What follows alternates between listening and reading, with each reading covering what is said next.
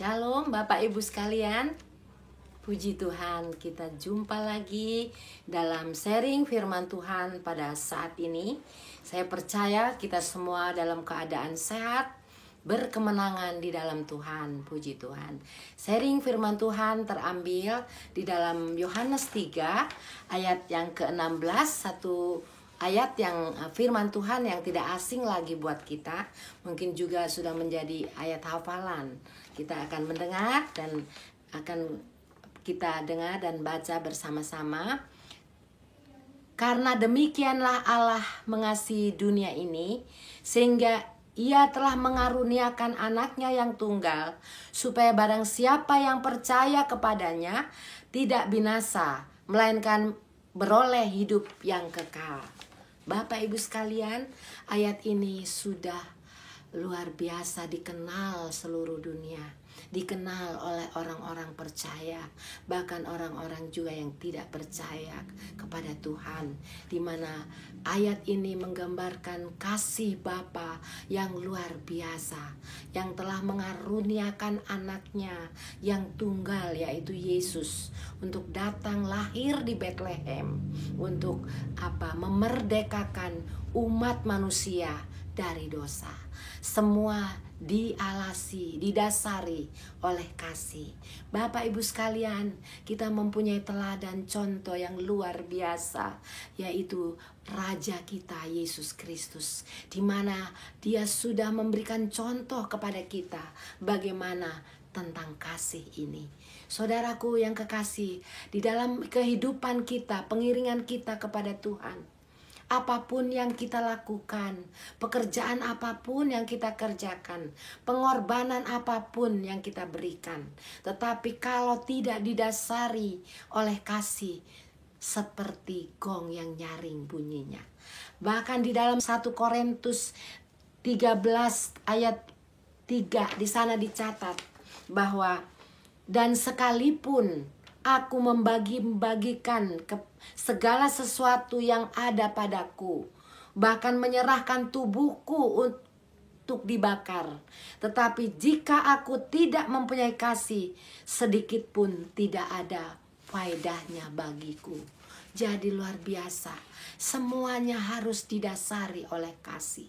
Kita beribadah bukan karena kita mau cari muka atau mau store muka di gereja atau ketemu teman-teman dan lain sebagainya. Tetapi kita beribadah karena kita mengasihi Tuhan yang terlebih dahulu sudah mengasihi kita, yang sudah datang ke dunia, rela datang di kandang Bethlehem. Saudaraku, di kandang domba di Bethlehem.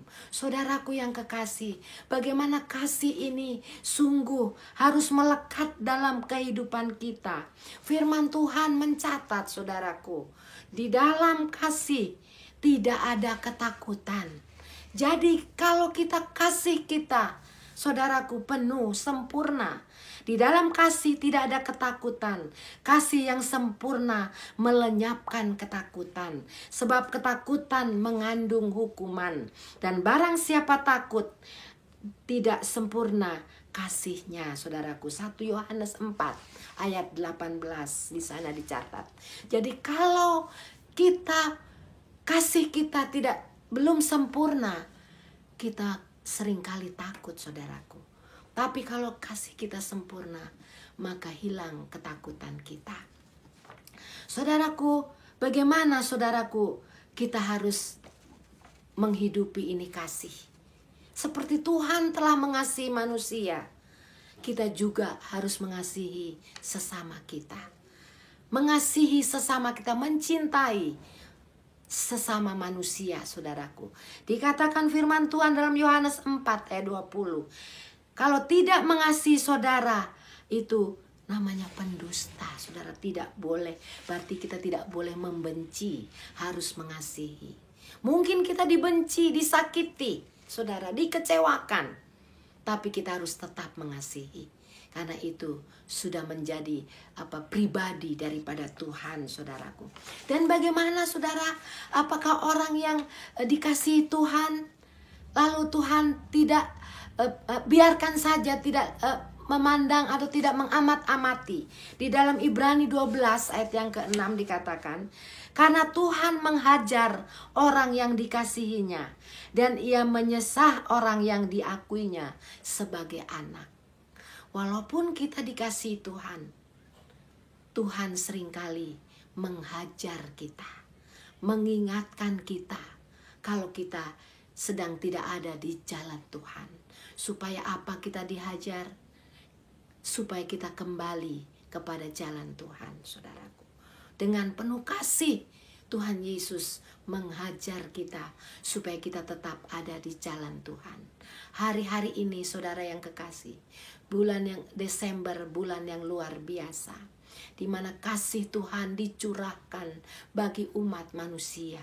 Biarlah kita juga memiliki hati kasih, perilaku kasih di dalam hidup kita untuk sesama orang yang percaya maupun teman kita maupun bukan orang yang seiman, saudaraku.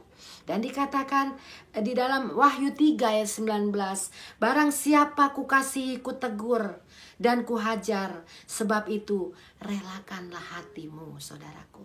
Jadi kalau kita dikasihi Tuhan, seringkali kita ditegur. Dan teguran itu, saudaraku, seringkali menyakitkan. Tetapi Tuhan sanggup membebat. Karena apa? Kasih Tuhan itu baru setiap hari. Bahkan setiap pagi, rahmatnya selalu baru bagi orang yang berharap kepadanya. Jadi saudara yang kekasih, sebab itu saudaraku, marilah kita saling mengasihi. Di dalam 1 Petrus 4 ayat yang ke-8. Tetapi yang terutama, kasihilah sungguh-sungguh seorang akan yang lain, saudaraku, sebab kasih menutup dosa yang banyak, saudaraku. Puji Tuhan. Berarti kalau kita penuh kasih, kasih itu menutup dosa yang banyak. Puji Tuhan, kiranya kita diberkati dengan sharing firman Tuhan sore hari saat ini, saudara. Mari kita berdoa. Bapa Surgawi, Bapa yang kami sapa di dalam nama Tuhan Yesus Kristus. Kami bangga mempunyai Bapa yang sudah menyerahkan anaknya untuk penebus dosa manusia. Untuk memerdekakan kami dari cengkraman dosa. Dengan Tuhan kasih yang tak terbatas. Engkau telah mengaruniakan anakmu yang tunggal, ya Tuhan. Sebab itu Tuhan, kami mau juga menghidupi kasih itu di dalam kehidupan kami. Kami mau mengasihi sesama, terlebih mengasihi Engkau, ya Tuhan, di dalam hidup kami. Biarlah apa yang kami lakukan karena kami mengasihi Engkau. Kami berkorban, kami beribadah, kami melakukan segala sesuatu karena kami mengasihi Tuhan. Karena Engkau sudah mengasihi kami. Tuhan Yesus, Engkau memberkati setiap Bapak, Ibu, para saudaraku yang saat ini mengikuti sharing saat ini firman Tuhan. Tuhan jamah di dalam nama Yesus yang kekurangan kasih, yang mendambakan kasih. Kiranya kasih dari surga memenuhi Bapak, Ibu, saudara sekalian. Terima kasih Bapa. Di dalam nama Tuhan Yesus kami mengucap syukur. Amin.